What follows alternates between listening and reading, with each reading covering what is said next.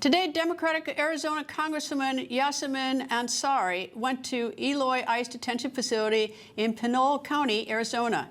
Pinole County is in between Phoenix and Tucson. It's also roughly 71 miles from the U.S.-Mexico border. On her way to the ICE detention center, the Congresswoman said this. Hi everyone, this is Congresswoman Yasamin Ansari. I am on my way from Phoenix to Eloy today to visit the ICE detention center. I will be performing oversight duties as a member of Congress. We know that across the country, our ICE detention centers are at over 100% capacity, and we've heard very concerning reports about lack of food, lack of health care, and lack of mental health support. We've also heard a number of very concerning reports about dehumanizing behavior towards the immigrants and towards the detainees at these facilities, and in some cases, living spaces that are so dirty they're uninhabitable. So this is why I'm heading to Eloy right now. I want to investigate and perform oversight as I'm legally permitted to do as a member of Congress, and make sure that every single person that is in these detention centers is being treated with dignity and with respect, and given the due process that they are afforded by our Constitution here in the United States. Czar Tom Homan joins me. Good evening, sir. And the Congresswoman went there to do oversight to make sure there's dignity and respect. So let me flip the coin a little bit on this. Is there oversight to see that there is dignity and respect given to our ICE agents? Of course there's not. But look, I welcome any congressperson to go to our facilities. I've said this over and over again. ICE has the highest detention standards in the industry. I'll put them up against any Arizona, and she's Arizona representative. I'll put the ICE facility up against any county jail in Arizona or their state prison system. I'll put up against any federal system. ICE has the highest detention standards in the industry. Matter of fact, taxpayers probably get upset and realize how much money ICE spends on these detention standards. I'm blessed she's at least doing it the right way. She's not pushing her way in the facility and putting hands on officers.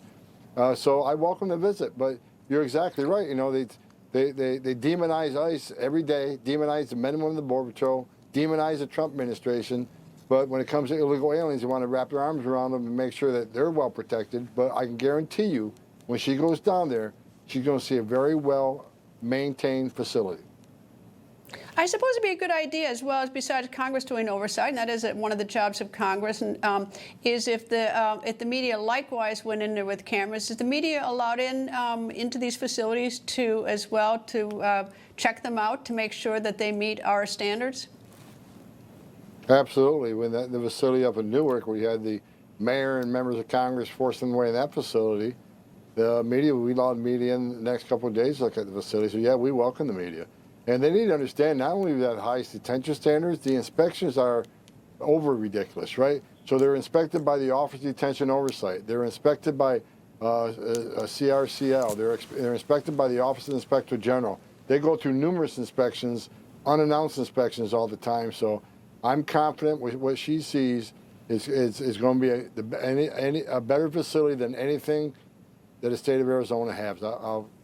I promise you, our facilities are much nicer and much more better maintained. I guarantee you.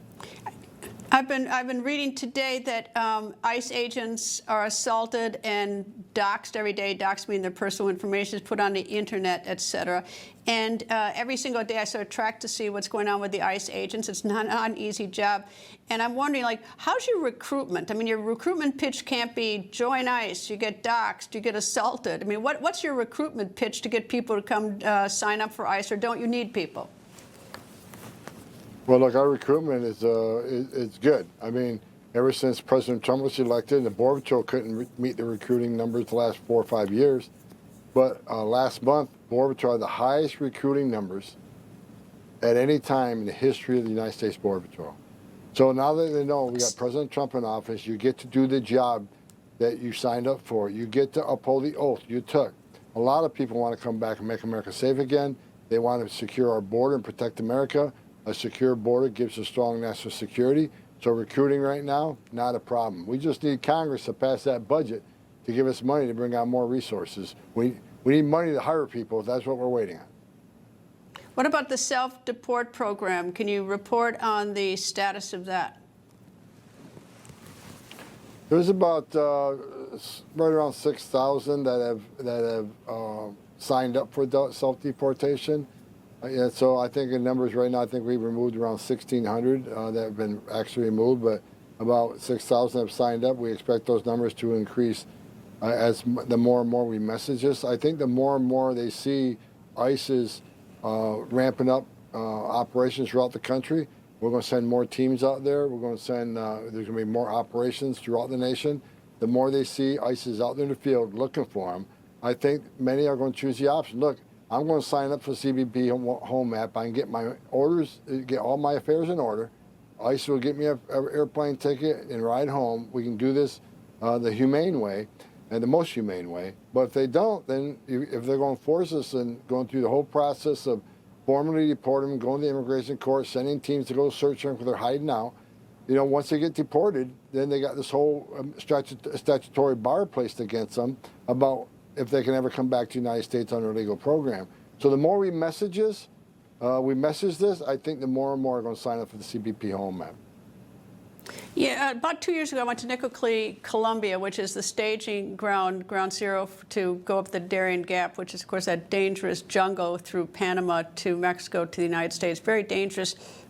So crowded. It looked like, I mean, I met people from all over the world in Nicoclí, you know, getting ready to work with many of them to work with the cartels, getting taken advantage of terribly by the cartels to go to the United States.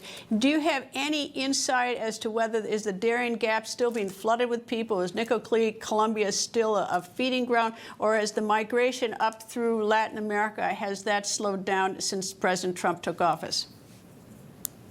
It's slowed down considerably. Matter of fact, most of the traffic through the Darian Gap is southbound now, according to the intelligence reports I've read. So the self-removals, removals from not only the United States, but from Mexico, with all that were in Mexico hoping for the Biden win and hoping for the Kamala Harris win. Once they see President Trump's in office and President Trump initiated the Remain in Mexico, the third safe country agreements, ending catch and release, allowed them to turn around and going home because they know that they're not going to be allowed to come to the United States, cross the border legally, and be released, and to never show up in court. So the word's out. The numbers are extremely down. The illegal crossings on the southern border are down 96%. Today, we have the most secure border in the history of this nation, even beating Trump 45. I mean, President Trump he's a game changer, and his success has been unprecedented. Is the border, so we're done building the wall? I mean, we're not going to do anything more with it based on those numbers, or is there going to be more construction of the wall? No, we need to finish the wall because we need to make this success permanent.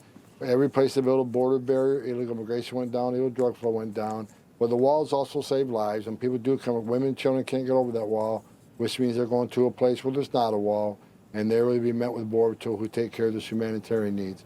But it's a technology, too. When President Biden stopped the construction of the border wall, he stopped the technology that was going to be added to the existing border wall that gave us a lot of information about when you approach it, when you climb it, when you dig under it.